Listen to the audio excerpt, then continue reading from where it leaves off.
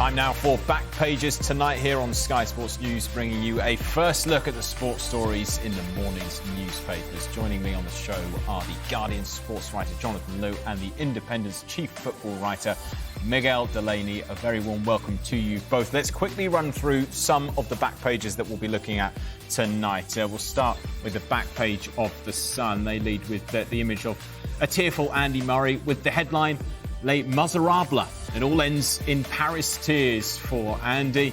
And they carry the Olympic boxing story that we'll be looking at as well with the headline Bout of Order. The Times also lead with the image of an emotional Andy Murray waving goodbye to his tennis career at Roland Garros with the headline Goodbye Andy. And on the front page of the Telegraph sports section, not a dry eye in the house. Beaten Murray's tearful farewell.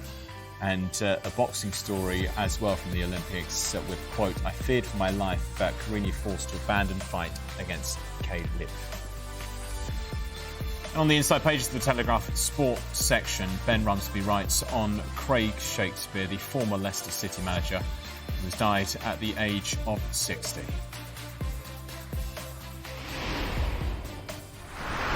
Let's start with Andy Murray, whose incredible career has now come to an end after defeat in the Olympics doubles quarter-finals. Jonathan, I'll come to you first on this. I know you've written a bit about Murray during these games, and he ended his career in typical Murray fashion. He just never knows when the end is normally, but finally it's come. Yeah, it was very symptomatic of his career in a way. He and Dan Evans, they launched a pretty spirited comeback, but ultimately they were outclassed by the American pair. And I think, it's I think the right time to go. I think it's the right time for him to bow out. I mean, the amount of damage and strain he's put on his body is to the point where you actually fear slightly for his quality of life as he ages. But I think the warmth of the tributes, particularly from those who know him, who know him from the tour, who have worked with him. Murray, as well as being a fantastic tennis player in his own right, he tried to uplift others. He tried to support others. He would be playing in the US Open or some tournament, some far-flung tournament, and he'd be up in the middle of the night watching young British players in Challenger tours and futures matches, giving them support, offering them advice. Dan Evans, who was his partner here, he gave up 500 ranking points at Washington. He won Washington last year. He's missed the tournament this year. He's going to drop about 100 places in the world rankings, and he did it, uncomplainingly. He didn't even think twice because he wanted to give Andy Murray this farewell. It wasn't to be. I think they made plenty of memories on their way to the quarterfinals. But I think the back of the Express is asking, will we ever see another one? And I think because of the work he has done uplifting British tennis, not just in terms of giving it a spotlight and giving it headlines, but actually really sort of caring about the grassroots and the development of the game, it's a lot more likely that there will be another Andy Murray because of him. That's a very good point indeed. And yes, certainly he may not have won a medal, but we did get some great memories from this Olympic Games. And it feels, Miguel, almost fitting that it should end in Olympics. They've been so crucial to Murray's career, obviously back in London 2012, after initially losing that Wimbledon final. It kicked off a bit of a major run for him. Does it feel like it came full circle and ended, even though not in a medal, sort of how it should have ended? Yeah, absolutely. And yourself and Jonathan have both mentioned the stage there. And that's the thing about the Olympics as well. For all we ultimately associate it with, for all that the kind of popular images of medals and winning and harder, better, faster, stronger, what actually stands out from Olympic Games, it's always kind of the scenes and the emotion that you remember. I mean, Redmond in '92, examples like that. This is different, but it's a similar sort of thing in that it provokes an emotional response because it means something. And in that sense, yes, for all the reasons you've mentioned about coming full circle, that's part of it. But also, it's just, I suppose, okay, it wasn't to be in terms of a medal, but it's quite a nice end to his career now. A competitor like Andy Murray mightn't see it this way, but I think for the rest of us, we're entitled to see it this way. It's a nice end to such a career like that he is able to compete in a lot of kind of good sporting contests, close-run games, on this most magnificent stages that has such a significance. And it's ultimately, I think there's only really other way to put it. It's a nice way to bow out for someone, as Jonathan has said there, is one of the most influential figures in British sporting history. Jonathan, we can talk about the wins themselves in terms of the US Open, double Wimbledon, the double Olympic gold medals, the silver medal, the Davis Cup. But what stuns me the most when I look at this and Andy Murray's career is that somehow he was world number one for 41 weeks in this era of men's tennis. Yeah, and I think, people talk about whether it's a big three or a big four. I think that the fact that he played for most of his career in the company of probably the three greatest players ever to grace the men's game, it forced him to raise his standards. And I think, if there is a kind of, sort of what if, a slightly, wistful like memory of his career, it's the fact that the injuries, famously to his hip, but also to his back and his ankle, like they struck him at the point where it looked like he had conquered. He was a three-time Grand Slam champion. He was world number one, and he did enjoy a very short time at the summit of the game, but it was snatched away from him. And I think what you can conclude from that, I guess, is that the strain of trying to match these kind of three superhuman athletes, it eventually broke him in the trying, and I think there's no disgrace in that at all. Miguel, we saw the Express's back page. When will we see his like again? Many people saying he's up there in the conversation for the best British athlete of all time. It's going to be very hard to get you to draw a name on that subject, but do you think he's certainly in the conversation? Oh, without a doubt. And I think going towards the very limits of the conversation, I mean, the feat alone of just kind of winning the men's title at Wimbledon after so much time is enough to keep him right there at the end. Jonathan's right about the era he's in. I mean, it was unprecedented in tennis.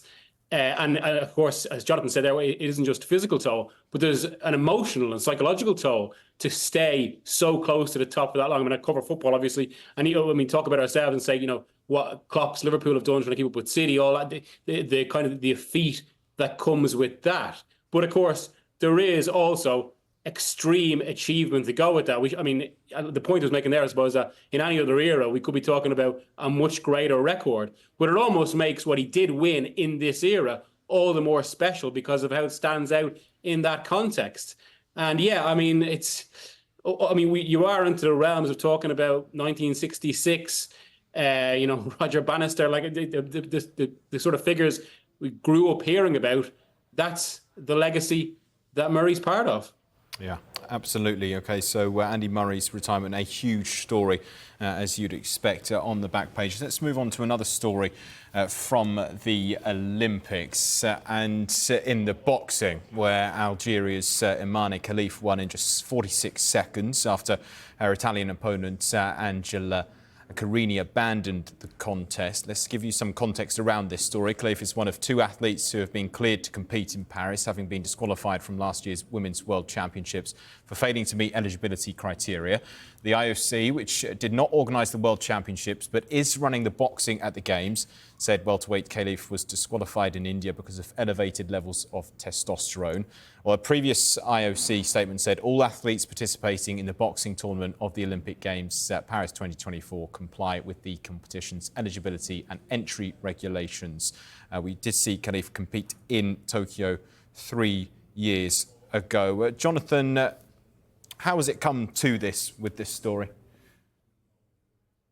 Well, I think the other context that needs to be added is that shortly before the Games, the International Boxing Association, which basically runs the World Championships, was, for the first time in the history of the Olympic Games, the IOC basically disqualified an entire governing body. It sort of declassified it. It stopped recognizing it because of various factors, governance, corruption, and essentially the mismanagement of a sport which I think for a long time has been seen as one of the jewels in the Olympic crown. That is, I think, the context in which this needs to be seen. The kind of the gender recognition tests that Khalif is supposed to have failed. They were administered by the IBA, this body which the IOC found not fit for purpose. We don't know the nature of that. There is actually so much about this that we still don't know, which has, of course, not stopped a massive pile-on from tech magnates, from ex-athletes, from ex-swimmers, from wizard authors, and it has become an incredibly ugly and I think quite sadistic hunting down of something that is incredibly complex and I think still really poorly understood. And yet there are so many supposed experts out there who are really keen and really eager and so very certain in their pronouncements on what is right and what is wrong and who is a woman and who isn't. And I think these kind of judgments are really unhelpful. I think they certainly come with a kind of a slightly sinister alternative agenda. And I think I really feel for both athletes involved, both Angela Carini and Iman Khalif, who have been flung into this, I think what we have to call a maelstrom, a sort of a global storm, and will both receive a hell of a lot of unwanted attention through it, through actually no fault of their own. So I think the only thing we can really do is wait for the facts to emerge, wait for any investigations to take place that need to take place, and just treat this with a little bit of empathy. I mean, I see so little empathy in the way people have been talking about this, and I think the athletes at the centre of this need to be kept, front and centre of this discussion. Miguel, Jonathan described boxing as one of the jewels in the crown of Olympic sports traditionally. How damaging do you think this is to Olympic boxing at a time when its future is actually being discussed for future games? Yeah, well, I mean, it just raises the biggest questions about its governance as ever. And it's funny, I mean, with this story, I'm a football writer, don't cover boxing, but knew we were going to be discussing something that has been extremely contentious all day. So obviously kind of reached out to people that do cover it and kind of looking for kind of information and, talking points on this. And I was struck, as Jonathan's referenced there, I was struck by the certainty with which people seem to be speaking about this with the actual facts to hand, where there doesn't seem that much clarity, not least as regards this test that the IBA administered. None of that is in the public domain. Despite that, and I think that speaks to exactly what we're talking about in terms of the questions as regard boxing. And so someone who does cover this sport very closely, one of their responses to me, whatever you think about the situation today, it's hard not to see this as basically an organisation that itself faces huge questions, the IBA essentially throwing a fighter to the wolves. And yes, same as Jonathan in that there's so much rage around this subject, and yet at the core, it is just it's two fighters put in a very difficult position. Now I know as regard, people will point to ultimately, well, because it's a combat sport, and there is this issue of the actual physical potential physical damage, but at the same time, I mean, we can't speak about how the Italian fighter feels in that regard, but they are both being placed in this extremely difficult situation by, I suppose, the lack of clarity and the lack of proper governance in boxing. OK, Miguel, Jonathan, thank you very much for now. We'll take a quick break there. When we come back, we'll look at more of the back pages, including this in the Times. Top writer Simone Biles rules supreme. She claimed all-round title for her 6th Olympic gold.